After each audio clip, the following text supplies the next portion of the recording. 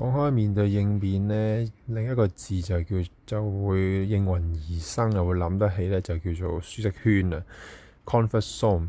咁啊，每個人呢都有一個喺一個圈入邊呢去運作啊，去過去嘅生活呢會覺得最舒服嘅。每一次呢，如果要踏出嗰個舒適圈呢，去面對啲新嘅世界呢，係會覺得唔舒服啊，覺得戰戰兢兢啊。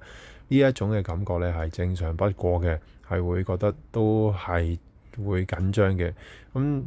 但係今日喺講緊應變嘅時候，我哋就係能唔能夠將我哋個舒適圈一係就擴大啲啦，一係咧你就有力量。每一次咧行咗舒適圈，面對嗰種痛楚或者嗰種擔心咧，你都冇話好驚咁樣。